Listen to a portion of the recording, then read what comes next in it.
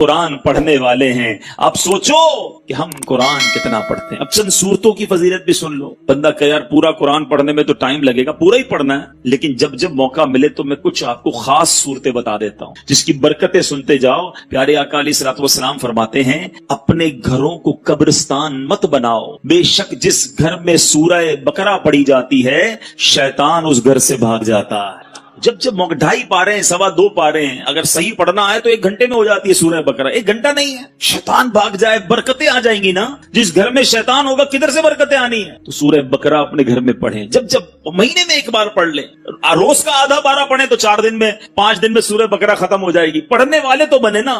سنیے سورہ کہف کی کیا فضیلت ہے. پیارے آقا علیہ الصلوۃ والسلام فرماتے ہیں جو سورہ کہف کی پہلی 10 آیتیں یاد کر لے دجال سے محفوظ رہے گا.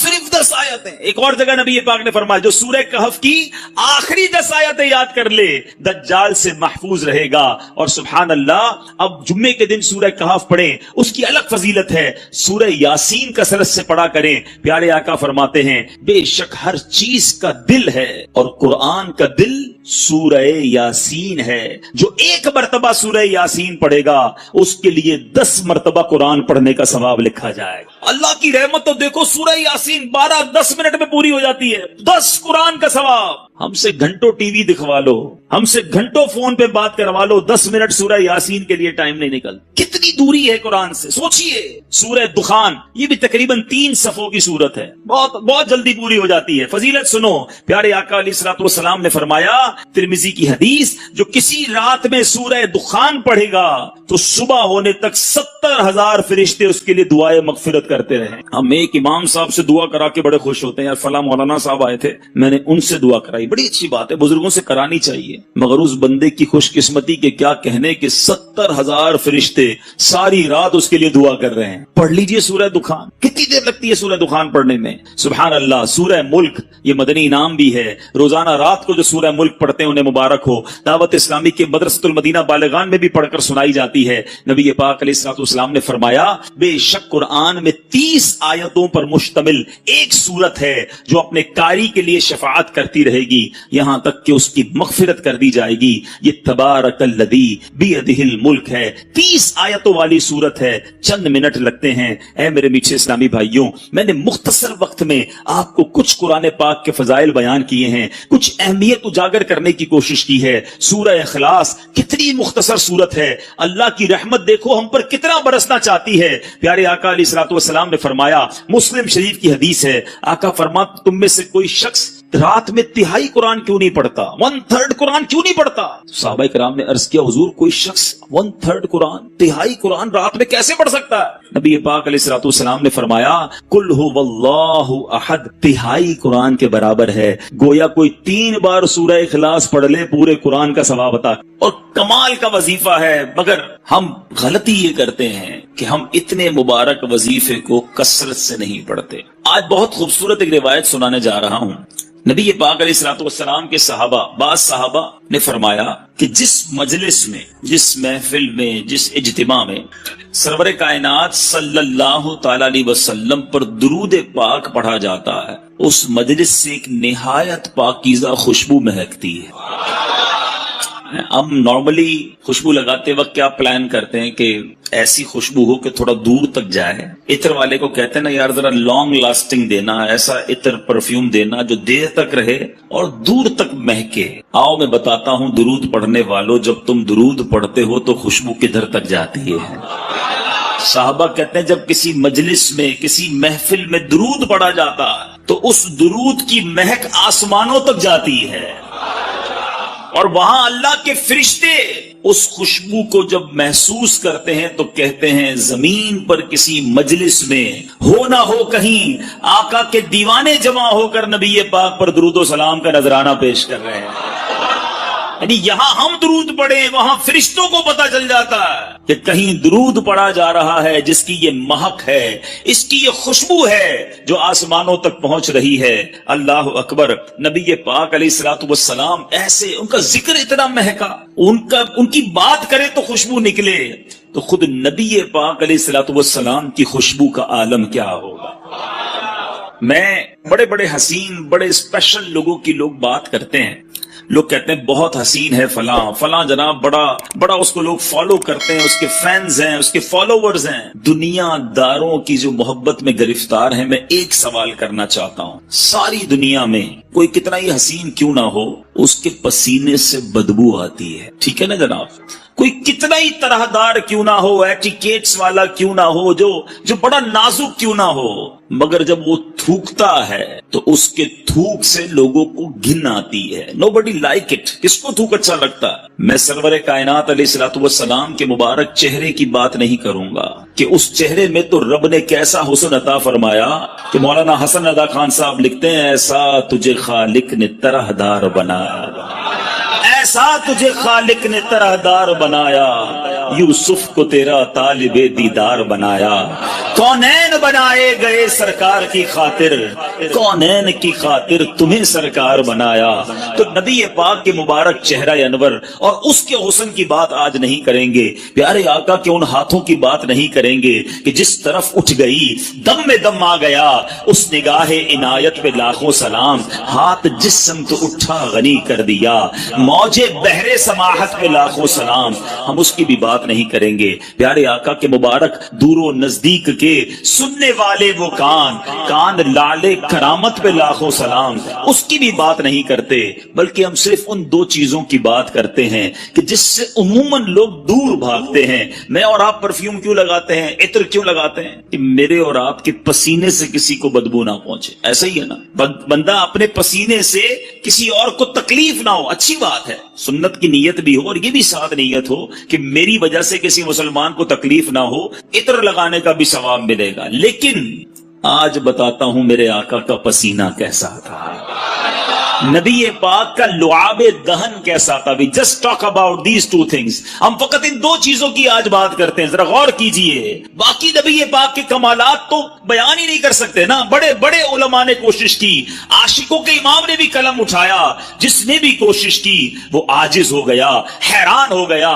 کیا خوب لکھتے ہیں اعلیٰ حضرت، سرور کہوں کہ مالک و مولا کہوں تجھے، باغ خلیل کا گل زیبا کہوں تجھے، آقا تیرے تو وصف عیب تناہی سے ہے بری، حیران ہوں میرے شاہ میں کیا کیا کہوں تجھے۔ آج اس شعر کا مطلب بھی تھوڑا سا سمجھ لو۔ عیب تناہی، علماء بیٹھے ہیں ماشاءاللہ، یہ کیا ہے، اس کے پیچھے کیا لکھا ہے اعلیٰ حضرت نے؟ مثال کے طور پہ اگر آج میں آپ سب کو کاغذ بھی دے دوں، قلم بھی دوں اور کہوں ذرا لکھو کسی پرسنل، جس شخصیت سے آپ پیار کرتے ہیں اس کے اوصاف لکھیں، اس کی خوبیاں لکھیں، آپ لکھنا شروع کریں گے، 10 لکھ دیں گے، 15 لکھ دیں گے، 50 لکھ دیں گے، اس کے بعد آپ مجھے سارے قلم کاغذ واپس دے دیں گے کہ بھائی آپ نے کیا لکھا۔ آپ لکھیں گے بڑا حسین ہے، خوبصورت ہے، ملنسار ہے، مسکراتا ہے، مدد کرتا ہے، خیال کرتا ہے، حوصلہ بڑھاتا ہے۔ 10 15 20 پھر رک جائے گی نا قلم، اسٹاپ۔ آپ کہیں گے جناب یہ جس سے میں پیار کرتا ہوں نا، یہ اس کی تعریف ہے۔ اعلیٰ حضرت کہتے ہیں یہ جو چیز ختم ہو جاتی ہے نا، تعریف رک جاتی ہے، تعریف اینڈ ہو جاتی ہے، یہ بھی تو ایک عیب ہے۔ تناہی اینڈ ہو جانا، اعلیٰ حضرت کہتے ہیں نبی پاک کی ذات وہ ہے جن کے اوصاف ختم ہی نہیں ہوتے ہیں۔ 1400 سال سے زیادہ وقت گزر گیا ہے، آج تک لکھنے والے لکھ رہے ہیں، بات ہے کہ پوری نہیں ہو رہی ہے، بات ہے کہ ختم ہی نہیں ہو رہی ہے۔ امام لکھتے ہیں تیرے تو وصف عیب تناہی سے ہیں بری، حیران ہوں میرے شاہ میں کیا کیا کہوں تجھے، لیکن رضا نے ختم سخن اس پہ کر دیا، خالق کا بندہ خلق کا آقا کہوں تجھے۔ تو نبی پاک علیہ الصلوۃ والسلام کی فقط ان دو چیزوں کی بات کرتے ہیں۔ آپ نے ذکر مصطفیٰ درود پاک کے بارے میں سنا نا کہ آقا کا ذکر کرو تو آسمان تک خوشبو جاتی ہے، کیوں نہ خوشبو جائے۔ نبی پاک خود کتنے مہکے مہکے، اللہ اکبر۔ میرے آقا جس گلی سے گزر جاتے ہیں نا، جس گلی سے نبی پاک گزر جاتے وہ سڑک مہک جایا کرتی، وہ گلی خوشبودار ہو جایا کرتی۔ صحابہ کرام کو جب نبی پاک کو تلاش کرنا ہوتا کسی سے پوچھتے نہ تھے کہ نبی پاک کہاں گئے ہیں، سڑک کے کنارے کھڑے ہوتے، خوشبو بتا دیتی کہ آقا گزر کر گئے ہیں۔ اور اسی بات کو بریلی کے تاجدار نے، امام عشق و محبت نے کیا خوبصورت انداز میں لکھا، فرماتے کیا مہکتے ہیں مہکنے والے، لگا لو خوشبوئیں جتنی لگانی ہے، مہکنے والوں سنو کیا مہکتے ہیں مہکنے والے، بو پہ چلتے ہیں بھٹکنے والے ہیں۔ अंबर जमीन। आला हज़रत कहते हैं बताऊं नबी पाक जिस सड़क से जिस गली से गुजरते वो गली पहचानी कैसी जाती? कहते हैं अंबर जमीन अबीर हवा मुश्क तर गुबार। आका जिस गली से गुजरते जमीन अंबर की हो जाती, हवा अबीर हो जाती, तो हर गुबार जो था मट्टी जो है वो मुश्क जैसी हो जाती। अंबर जमीन अबीर हवा मुश्क तर गुबार अदना सी ये शनाख्त तेरी। जो है वो एक सहाबी आए नबी पाक अलैहिस्सलाम की बारगाह में, कहा हुजूर बच्ची की शादी है और खुशबू दरकार है। प्यारे आका अलैहिस्सलाम ने फरमाया कल आना, एक खुले मुंह वाली शीशी लाना, साथ एक लकड़ी का टुकड़ा भी ले आना। सहाबी दूसरे दिन पहुंच गए। नबी पाक अलैहिस्सलाम ने उन्हीं सहाबी के सामने, देखो ये इश्क का इम्तिहान देखो, उन्हीं सहाबी के सामने अपने मुबारक हाथों से पसीना निकालना शुरू किया और उस शीशी के अंदर भरना शुरू किया। मांगा इत्र है और दिया पसीना जा रहा है, मगर सहाबी का बिलीफ देखो, यकीन देखो। अर्ज नहीं किया कि हुजूर बच्ची की शादी है, इत्र चाहिए, आप पसीना दे रहे हैं। प्यारे आका ने जब शीशी भर गई फरमाया अपनी बेटी को कहना जब खुशबू की जरूरत हो इस लकड़ी के टुकड़े से इस इत्र को, इस पसीने को अपने जिस्म पर लगा लिया करे। साहबी बेटी के पास लेकर के, दुल्हन है, मेरी इस्लामी बहनें सोचें, इश्क देखो, आज दुल्हन के नखरे ही खत्म नहीं होते, बाप कर्जे में चला जाए उसकी फरमाइशें खत्म नहीं होती हैं। वो भी एक दुल्हन थी कि बाप से खुशबू मांगा था और नबी पाक का वो पसीना लेकर आए। फरमा बरदार बेटी ने कोई एतराज ना किया कि बाबा जान आज तो शादी का दिन है, खुशबू दरकार है। अगर नबी पाक ने अपना पसीना भेजा है तो यही कमाल होगा, यही बेहतर होगा। उस दुल्हन ने पसीना लगाना शुरू किया। आज मैं और आप इत्र लगाएं, दूसरे कमरे में खुशबू नहीं जाती। आओ बताऊं मेरे आका के पसीने ने क्या कमाल किया। उलमा मौजूद हैं, हदीस की किताबों में ये अल्फाज हैं कि जैसे ही उस दुल्हन ने पसीना मला पूरे मदीने में उसकी खुशबू फैलना शुरू हो गई। वो जो घर है, जिस घर में वो दुल्हन रहती थी, वो सहाबी रहते थे, मोहल्ले के अंदर बैतुल मुतय्यबीन, खुशबुओं वाले घर के नाम से मशहूर हो गया। अल्लाह अकबर, मेरे आका का ऐसा मौजज़ा हो, आला हजरत का कलम कैसे खामोश रह सकता है। आशिकों के इमाम लिखते हैं वल्लाह जो मल जाए मेरे गुल का पसीना, वल्लाह जो मल जाए मेरे गुल का पसीना, मांगे न कभी इत्र न फिर चाहे दुल्हन फूल। अरे आका का पसीना मिल जाए तो ना दुल्हन को फूल चाहिए, ना दुल्हन को जनाब इत्र चाहिए। अब ये तमाम बातें सुनते हैं ना तो ईमान ताजा हो जाता है कि क्या मंजर होता होगा। आका जिस गली से गुजरते होंगे, सहाबा हाथ बांधे बांधे पीछे चलते होंगे, खुशबुएं भी सूंघते होंगे। 1400 साल पुरानी बात है, मगर सच्ची बात बताऊं, आज भी, हाँ, जो मदीने शरीफ गए ना वो मेरी बात मानेंगे। आज भी अगर कोई आशिक रसूल मदीने चला जाए, नबी पाक के मुबारक थूक मुबारक की बात करें, अल्लाह अकबर, प्यारे आका की बारगाह में अहले मदीना आते, दूर दूर से लोग आते, कहते हुजूर हमारे कुएं का पानी खारा है? आपके यहाँ भी कभी बोरिंग में खारा पानी निकल आए? अब तो आरओ प्लांट वगैरह सुनाए लगते हैं, लेकिन फिर भी वैसा मीठा नहीं होता।